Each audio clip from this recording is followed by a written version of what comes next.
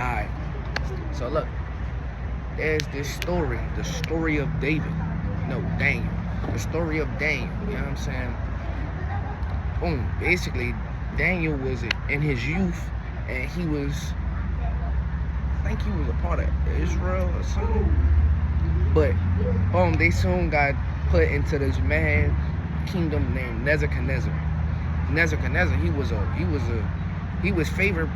I wouldn't say he favored by God, but he prospered because of God. And God made his kingdom to be something like glorious, you know what I'm saying? And I wouldn't say like he followed all of God's rules, but he, like, anything he desired to happen within his kingdom, it happened. And God let that happen, you see what I'm saying?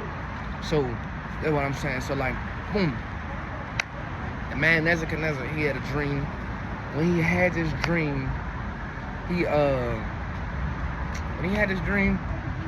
he basically called all of the sorcerers, the prophecies, the wise men of the land to come to his kingdom, come to his palace, and to have them tell him the dream without him telling them the dream. Like, he want them to prophesy the dream to him and to give him, what's it called? Not revelation, but you know what I'm saying? It's I forget the word, you hear me? But he wanted them to basically decrypt what God was telling him in a dream. So boom. Everybody in the room shook, scared. They don't know what to do. They don't know what to do. And it's because, how could they tell him a dream and they don't know the dream? That's simple as that. So it was like scared. They like, man, only God could tell you this dream. Anybody that came tell me the dream, chopped in pieces. That's how he came. Boom. So after he did what he done, he put out like a little notice he put out a notice to tell the whole world that's in his kingdom, the whole government, we looking for wise men to cut them in pieces. So when he did that, God was like, God had sent I'm sorry, y'all. He sent Daniel a dream about his dream, and he decrypted the dream for Daniel.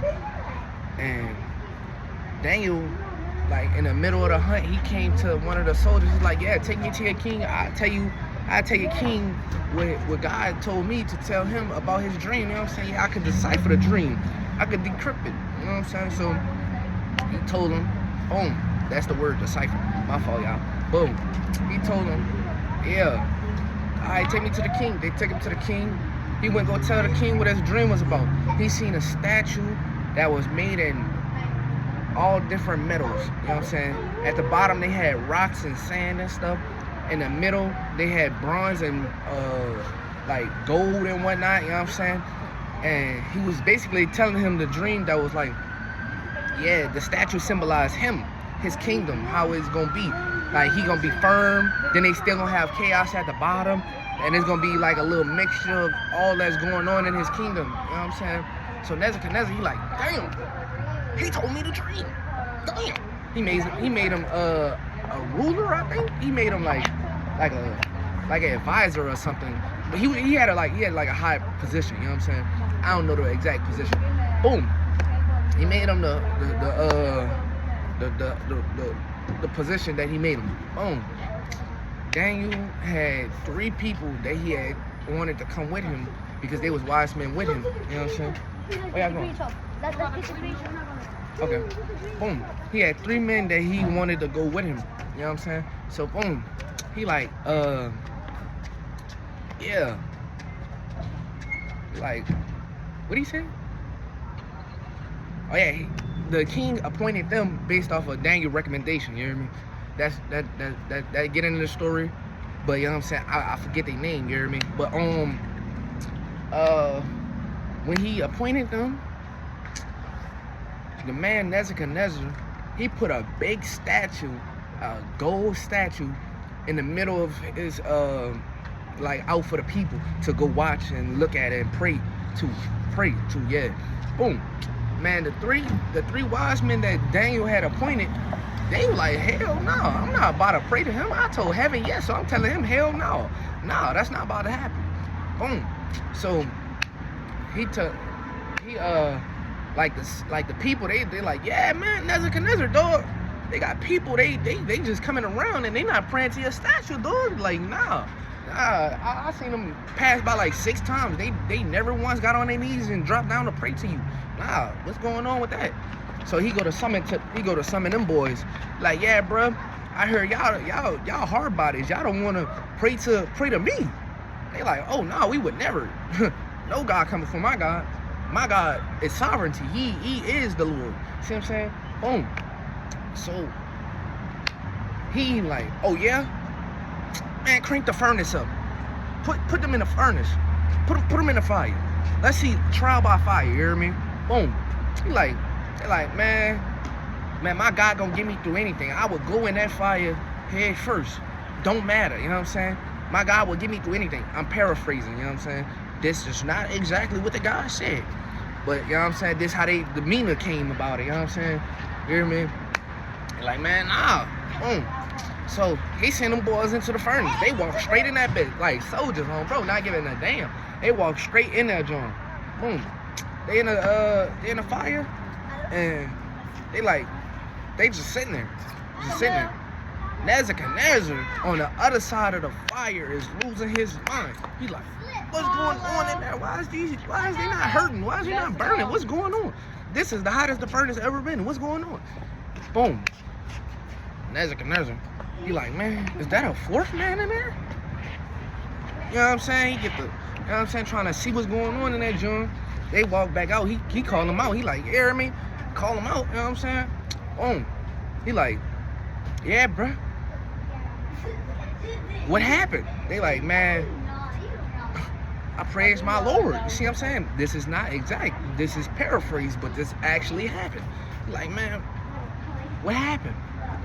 Man, I praise my Lord. I'm not gonna praise you. Boom. He like, man, the God of Daniel and the three other dudes, he like, yeah, they God is real. They God is the real God. So they started praying to the God of Daniel. See what I'm saying? But I say that to say, God will use you in the worst situations to make the people around you know that He is sovereignty. He is the Lord. He is exactly what you need when you need it at the moment that you need it. See what I'm saying? Like, there's nothing higher power than Him, and nothing on earth, nor to come, nor present, can prevent the love that He has for you and the dominion He have in your life. Like, He give you authority to proclaim, possess anything of this nation, of this land, of anything. All you have to do is move in authority and align yourself with Him. If you wanna be a church that's not lukewarm, you have to pray, you have to fast, you have to surrender your life to God, and you have to actually do what He say. Cause I ain't gonna lie, me personally, I have been up to lukewarm church, and I'm just gonna say it. You know what I'm saying? I have been up to lukewarm church. There's things I shouldn't have done, things that I done done, but mainly when I do things, I confess to God, which is also wrong. Not saying like wrong, but I'm saying like I should have enough discipline to not do these things. And that's what people don't talk about. The non-discipline moments, the moments when things are harder and the things are not going where you want it to go or where you would assume it to go.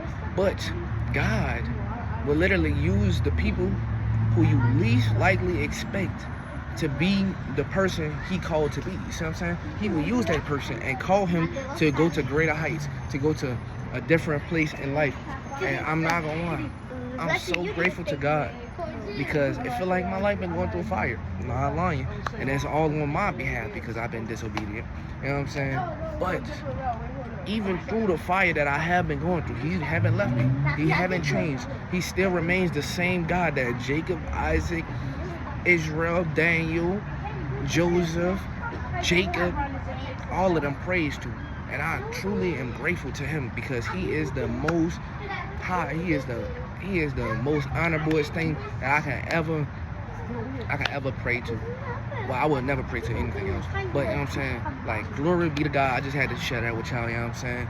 You know what I mean? Oh yeah, and with Nebuchadnezzar, he went through way more than just that, you know what I'm saying? Nebuchadnezzar, he lost his mind too, but that's a story for another day. We're gonna talk about it, you know what I'm saying? That's another little, you know what I'm saying? But glory be to God. Remember to pray, remember to thank God, remember to go through the fire, because I'm not saying go through the fire, but I'm saying, like, if you don't. Doing all right? Yeah, man. I was looking on my Instagram and shit. And I was looking for something else, but on my search history, you popped up here. It took me a minute to just grab this shit on Yes, I got you. But you hear me? Boom. Nebuchadnezzar, he was going through it afterwards, and it was a whole little situation. We're gonna talk about that another time. But listen, remember, if you don't want to go through the fire, be obedient the first time. I'm just saying. It took me a few times, few thousand tries, but glory be to God that I am here. I am still present. He still have that hold on me. He still love me, and I know he love me. You know what I'm saying? He never left me. I just want y'all to center yourself around God. I mean, center God around you. Like, God had to be the centerpiece, and you had to come around him and gather the people of his nation. You know what I'm saying? Have his kingdom coming closer to the earth. You know what I'm saying? Like, glory be to God. I thank y'all.